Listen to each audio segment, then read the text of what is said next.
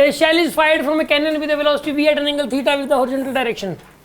At the highest point in its path, it explodes into the two pieces of the equal mass.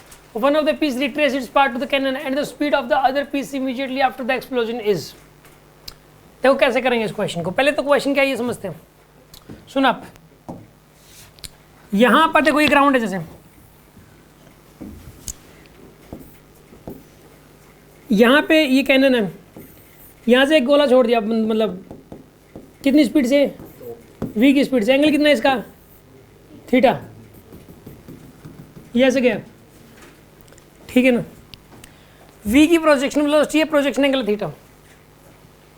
इसका मास एक बार m मान लो आप. इसने कहा है कि यहां पर ये जाके मैक्सिमम हाइट पे जाके फट गया, ये मैक्सिमम हाइट पे जाके फट गया. दो इक्वल पीस हो गए, m/2 और m/2, और इनमें से एक पीस जब ये फटा ना ऐसे, तो एक पीस वापस आके इसी में डल गया, एक पीस आकर वापस इसी में डल गया. ठीक है, ऐसा हुआ. तो इसमें आपको ये बताना है कि एक्सप्लोजन के तुरंत बाद इसकी वेलोसिटी क्या थी, दूसरे वाले पीस की. एक तो पीस ए है और एक पीस बी है. जब ये एक्सप्लोजन हुआ, इक्वल मास के दो पीस बने, एक पीस तो आकर वापस इसके अंदर ही डल गया जहाँ से निकला थे, और जो दूसरे वाला पीस है इसकी स्पीड बतानी है आपको क्या हो जाएगी. ठीक है, सुन आप, एक बात बताओ आप. पहले तो इस क्वेश्चन को करने के लिए थोड़ा बहुत प्रोजेक्टाइल आता होना चाहिए, हल्का फुल्का. नहीं आता तो भी कोई बात नहीं, समझने की कोशिश करना. इसकी हॉरिजॉन्टल वेलोसिटी बताओ कितनी थी, v को थीटा.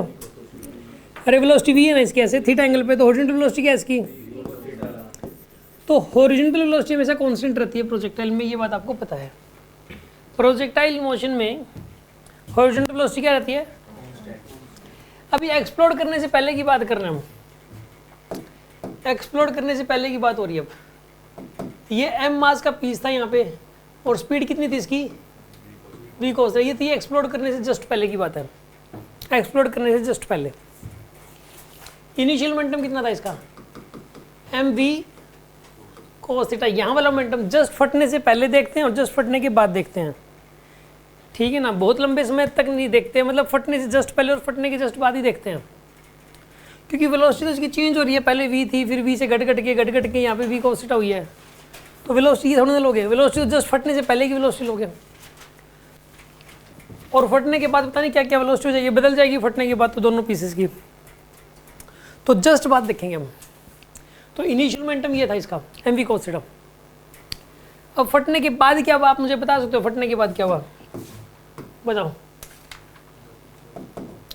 फटने के बाद क्या हुआ, कितने पीस में, कितने मास के. अब ये वाला पीस वापस आके तभी डल सकता है जब इसकी जो वेलोसिटी इस तरफ थी वो पलट के इस तरफ हो जाए. ठीक है, ये वापस कब डलेगा बताइए, जब इसकी वेलोसिटी इस तरफ,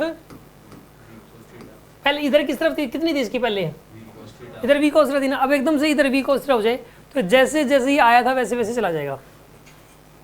समझ आ रही है बात आपको.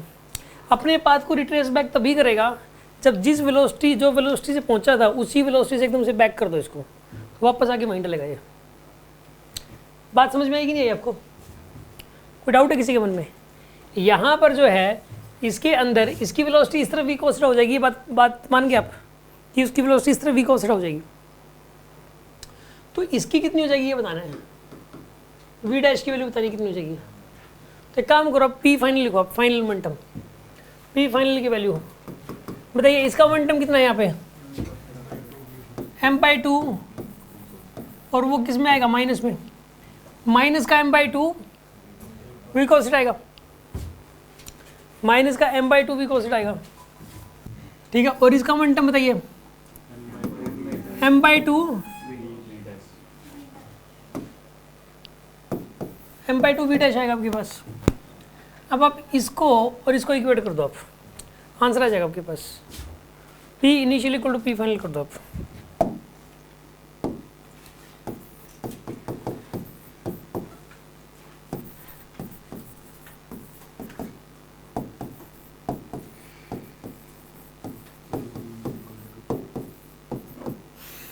m से m कैंसिल हो गया. ठीक है, ये इधर आ जाएगा 3/2 वी cos थीटा बन जाएगा ये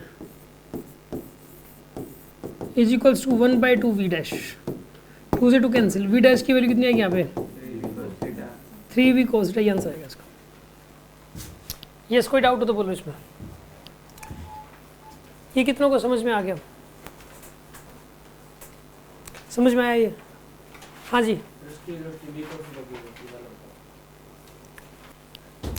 पहले इसकी वेलोसिटी क्या थी? v थी थीटा एंगल पे। पहले वेलोसिटी क्या थी? v। कितने एंगल पे थी? हॉरिजॉन्टल से थीटा पे। यहाँ से यहाँ तक सिर्फ काम किसने किया? जी ने। किसने काम किया? सिर्फ जी ने काम किया। अब यहाँ से लेके यहाँ तक जी ने काम किया, बस इसके ऊपर नीचे की तरफ जी लगा, acceleration due to gravity G, और इसकी वेलोसिटी v से घट घट के क्या हो गई थी? v cos theta. अभी एकदम से अगर मैं पलट दूँ v cos थीटा तो अभी भी जी ही काम करेगा। अब उसका रिवर्स प्रोसेस हो जाएगा। पहले v से v cos थीटा हुई और g ने काम किया, अब v cos थीटा से v हो जाएगी और g वही काम कर रहा है, तो उतने जिस एंगल से वो निकली थी उसी एंगल पे जाएगी।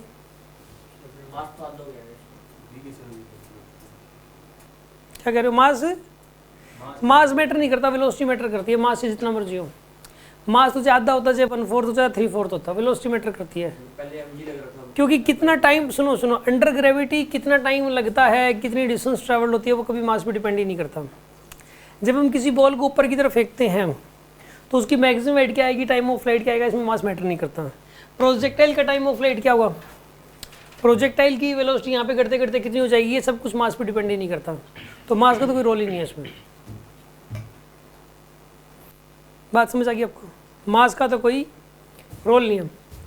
यहाँ पे कहानी बिल्कुल वही वाली रिपीट हो रही है दोबारा से, ठीक है। सपोज आप यहाँ से दिल्ली गए तो हुआ ये कि आपके पास थे 1000 रुपये। इसने क्या किया कि 50 रुपये भिखारी को दे दिया। भिखारी बैठा था कोने पे, 50 रुपये, चल भाई तू 50 रुपये ले। अब हुआ ये बस में चलाइए, बस में एक कुल्फ़ी बेचने वाला था, 20 रुपये कुल्फ़ी आ गया। फिर आगे इसने हांसी में एक पानी की बोतल ले ली 20 रुपये की। फिर इसको जो है 200 रुपये का इसने कुछ मान लो गोलगप्पे खा लिए रोहतक में, दिल्ली पहुंच गया। दिल्ली जाके देखा तो यार रुपए तो बहुत कम बच गए। कितने बच गए बताओ? कहाँ कितने कितने किए थे इसने? 50 तो भिखारी को दिए थे। 20 की कुल्फी, 20 की बोतल, 40, 200 गोलगप्पे, कितने हो गए टोटल? 290 हो गए। कितने बच गए? 710। और 200 रुपये किराया भी था बस का, 510। अब सुनो, इसने वापसी चलना शुरू किया। अब वापसी चलना शुरू किया, वही वाली बस थी बाय द वे, उसी कंडक्टर को पकड़ा, मारा थप्पड़, मेरे 200 रुपये वापसी निकाल, आराम कर 200 रुपये वापसी निकाल ले। और जो गोलगप्पे वाला था कहता भाई गोलगप्पे तूने खिलाए देना, घटिया गोलगप्पे थे, दे 200 रुपये वापस। मार के थप्पड़ 200 रुपये छीन लिए। फिर वो मिला कौन? बोतल वाला, पानी की बोतल। पानी की बोतल भर के कहीं पानी की ले, पकड़ तेरी बोतल, 20 रुपये वापस दे। ऐसे कुल्फी वाले को मारा थप्पड़, खींच के वापसी ले लिए 20।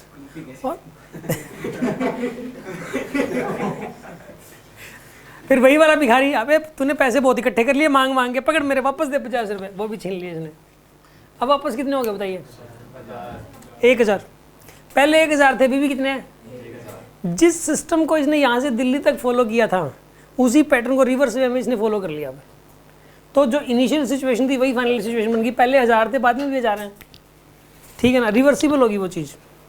तो यहाँ पर भी कुछ वैसा ही हो रहा है, सेम चीज़ हो रही है। देखो वेलोसिटी v थी थीटा एंगल पे, वेलोसिटी कितनी थी? v कितने एंगल पे थी? थीटा। अब इसके ऊपर g काम कर रहा था, क्या काम कर रहा था इसके ऊपर? g। और वेलोसिटी घट घट के कितनी होगी यहाँ पे? v cos theta. कितनी होगी इस तरफ? v cos theta. अब ये बाय द वे इसने पलटी मारी v cos थीटा की, पहले इस तरफ थी, अब इस तरफ होगी v cos थीटा। अब वही वाला g लग रहा है और उतना ही टाइम तक उतना ही सब कुछ है, तो दोबारा से वही सिचुएशन हो जाएगी, दोबारा वहीं आगे गिरेगा ये फिर से, मतलब रिवर्स होगी सिचुएशन, बिल्कुल बिल्कुल रिवर्स होगी। जैसे जाते हुए हुई थी वैसी आते हुए होगी, रिवर्स सिचुएशन हो जाएगी। कैनन अपने पोजीशन से पीछे नहीं चला जाएगा? कैनन तो फिक्स्ड है, जब तक मेंशन ना करे तो कैनन को तो आप वहीं मान के चलोगे, ठीक है। यस, किसी के मन में कोई डाउट है तुम्हारे मन में? तो एक बात तो इसमें ना दिमाग लगाने वाली ये थी कि फटने के बाद ये वापस कैनन में जाके तभी डल सकता है जब इसकी वेलोसिटी पलट के इस तरह वी कोस्टा हो जाए।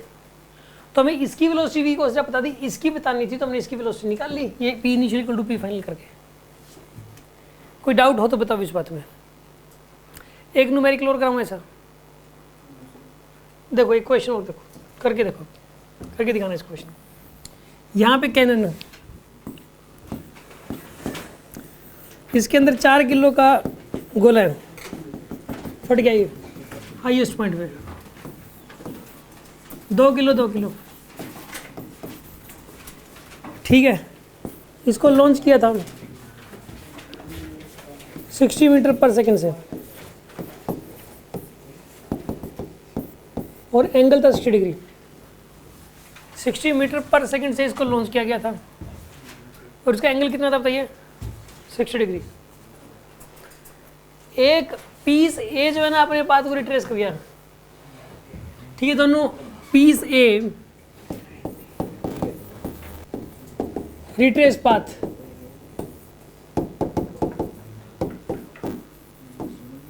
Find velocity of B just after, find velocity of B just after explosion.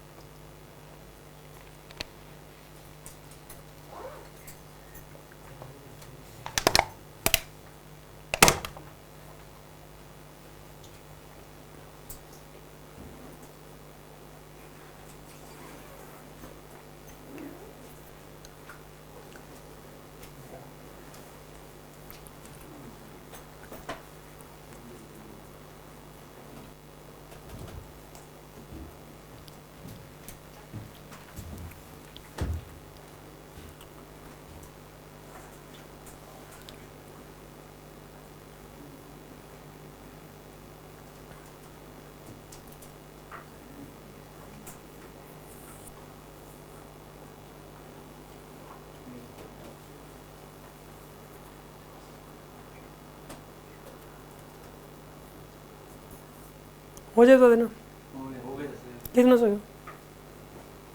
ठीक, सुनो एक बात बताओ, इनिशियल मोमेंटम पहले फटने से पहले एक बात बताओ, जब ये बॉल यहाँ थी इसकी वेलोसिटी क्या थी? ये यहाँ थी पहले, वेलोसिटी क्या थी इसकी? 60 cos 60 कितनी थी? 30 मीटर पर सेकंड थी। 4 kg का बॉम्ब था, स्पीड थी 30 मीटर पर सेकंड, ठीक है, यही था।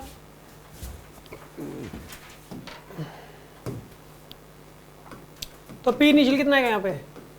120। पी फाइनल बताना आपको। इसकी वेलोसिटी 30 थी ना, ये फट गया तो इधर होगी इसकी 30 पलट के, तभी ये वापस जाके डलेगा इसके अंदर, और इसकी वेलोसिटी वी डैश होगी, वी डैश आपको निकालना है, ठीक है। तो इसका मोमेंटम कितना हो जाएगा बताइए? -60। कितना हो जाएगा इसका मोमेंटम? -60। इसका मोमेंटम बताओ कितना हो जाएगा? 2v dash. कितना हो जाएगा इसका मोमेंटम? 2v dash. अब इसको और इसको इक्वेट कर दो आप, P initial equal to P final. P initial 120, P final -60 plus 2v dash. 2v dash की वैल्यू हो जाएगी 180, v डैश आएगा 90, आ गया 16 के आंसर 90 आ जाएगा।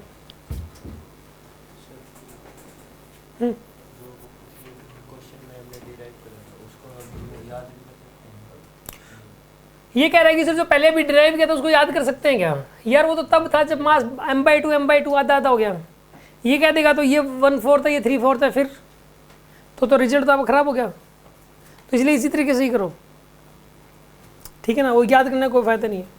वो तो रिजल्ट तभी के लिए जब इक्वल पीस बने। यस, किसी को कुछ पूछना है इस बारे में, कोई डाउट हो मन में?